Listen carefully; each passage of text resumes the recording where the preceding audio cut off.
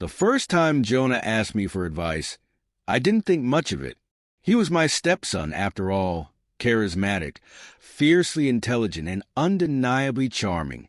But that night, as he sat across from me in the dim light of the living room, his eyes searching mine for something deeper than words, I felt it, that unspoken pull. Something between us shifted, imperceptible to anyone else but impossible for me to ignore. His question was innocent enough, but the way he lingered, his voice tinged with vulnerability, told me there was more beneath the surface. I just didn't know how much more.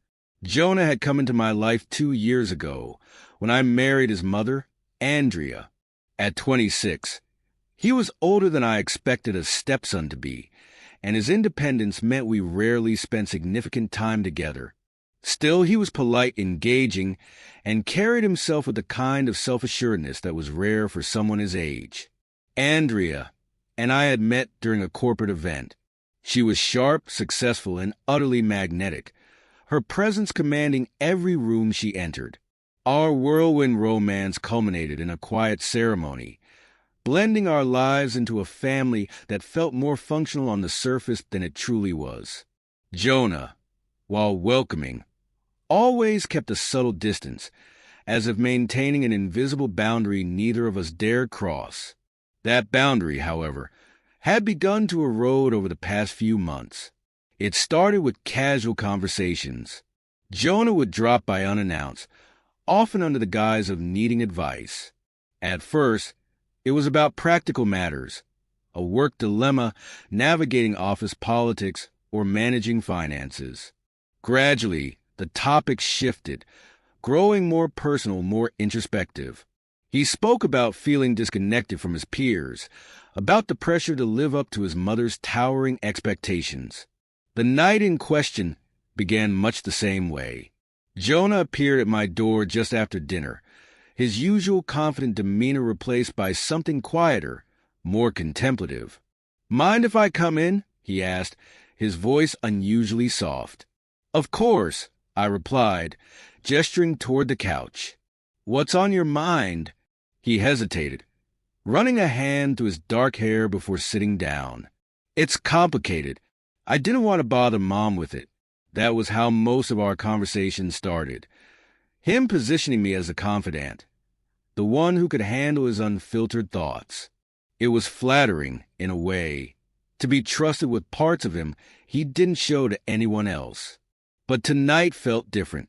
He leaned forward, elbows resting on his knees, and looked at me with an intensity that made my chest tighten. "Do you ever feel like you're living someone else's life?" The question caught me off guard. "What do you mean?" "I mean," he began, choosing his words carefully, "you wake up one day, and everything around you looks right. But inside, it feels wrong. Like you're missing something you can't even name." I studied him, noting the faint tremor in his hands, the flicker of vulnerability in his eyes. "I think everyone feels that way at some point," I said cautiously. "It's part of figuring out who you are." He nodded, though his expression didn't lighten. "What if you already know who you are, but you're too afraid to admit it?" The weight of his words hung in the air, filling the space between us with unspoken meaning. My pulse quickened, a flicker of something dangerous stirring deep within me. Jonah wasn't just talking about identity or purpose. He was talking about desire, about longing, about something neither of us was ready to name. "I think," I said slowly, "the hardest part is being honest with yourself. Once you do that, everything else becomes easier." He leaned back, his gaze never leaving mine. "Easier, right?" For a moment, silence stretched between us, thick and charged. Then he smiled, a small, rueful thing that didn't reach his eyes. "Thanks," he said, standing abruptly. "I should go. Mom will worry if I'm out too late." I nodded, though my chest felt heavy with unspoken questions. "Any time, Jonah. You know that." As the door closed behind him, I sat back, exhaling a breath I hadn't realized I was holding. Something had shifted that night, and though I couldn't name it, I knew it would change everything. The invitation came a week later. Jonah sent a message late in the evening, the kind that felt both casual and deliberate. Do you have a minute? Need to talk about something personal. Just us. His timing was impeccable. Andrea was out of town for a conference, leaving the house unusually quiet. I stared at the glowing screen for a moment before replying, "Come over. I'll be here." By the time Jonah arrived, the atmosphere felt different, as though the walls themselves could sense the tension brewing between us. He stepped inside, dressed in a fitted black jacket and jeans, his presence commanding but understated. "Thanks for seeing me," he said, his voice low, almost hesitant. "Of course," I replied, gesturing toward the living room. "What's going on?" He didn't sit right away. Instead, he paced slowly, running a hand through his hair, a habit I'd noticed when he was nervous. "I've been thinking about what you said the other night," he began, his back to me, "about being honest with yourself. And," I prompted, my pulse quickening. Jonah turned to face me, his expression unreadable. "It's harder than you made it sound." I leaned forward, resting my elbows on my knees. "The truth usually is, but it's worth it." He let out a short, bitter laugh. "You're so sure of yourself, aren't you? Like you've got it all figured out." The accusation stung, but I didn't flinch. "I'm not claiming to have all the answers, Jonah. I'm just trying to help." For a moment he said nothing, his gaze boring into mine with an intensity that made the air feel heavy. Then he stepped closer, standing directly in front of me. "What if the truth is something you don't want to hear?" The room seemed to shrink around us, the silence thick with unspoken words. "Try me," I said softly, though a part of me already feared where this was going. Jonah hesitated, his jaw tightening as if he were holding back a flood of emotions. Then, with a quiet resolve that made my chest tighten, he said, "The truth is, I can't stop thinking about you." The words hung in the air like a live wire, crackling with forbidden electricity. My breath caught, my mind racing to process what he'd just said. "Jonah," I began, my voice barely above a whisper. "I'm not asking for anything," he interrupted, his tone both pleading and resolute.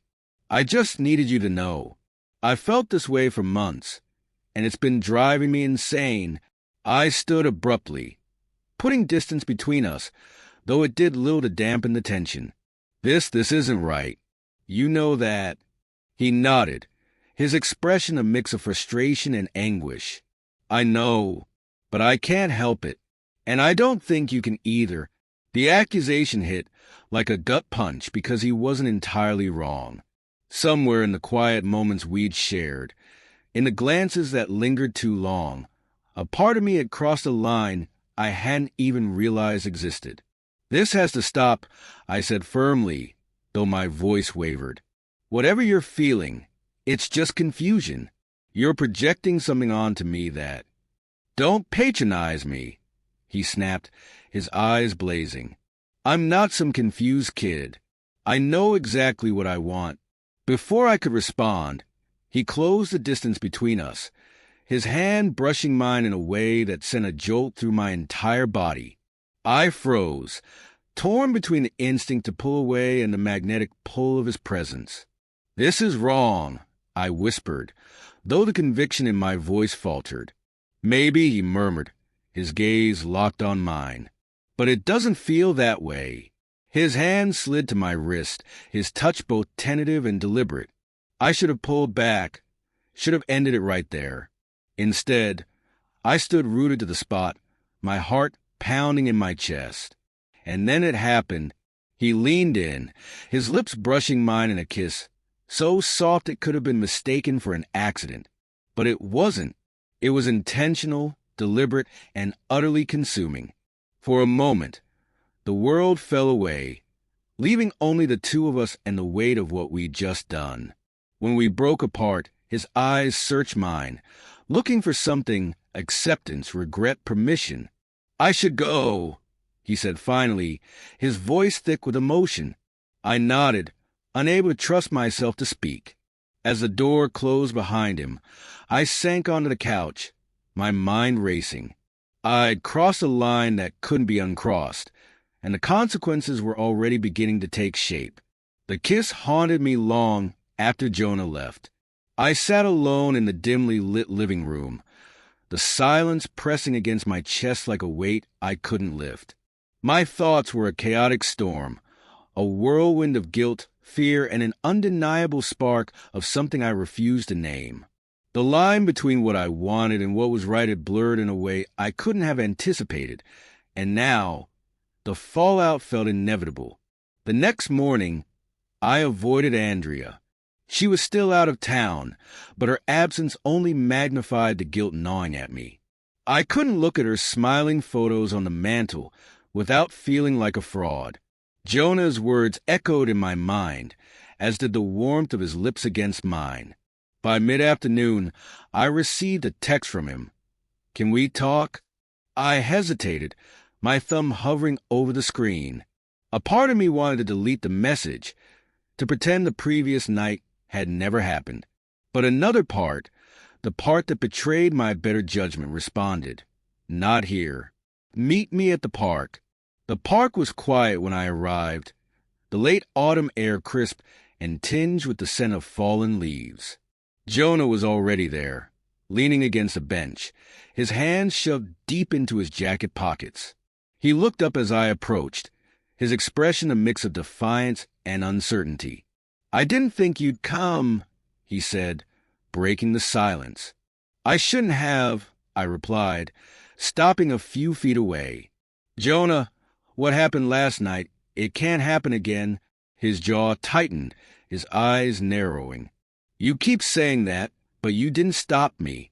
I exhaled sharply, the truth of his words cutting deeper than I wanted to admit.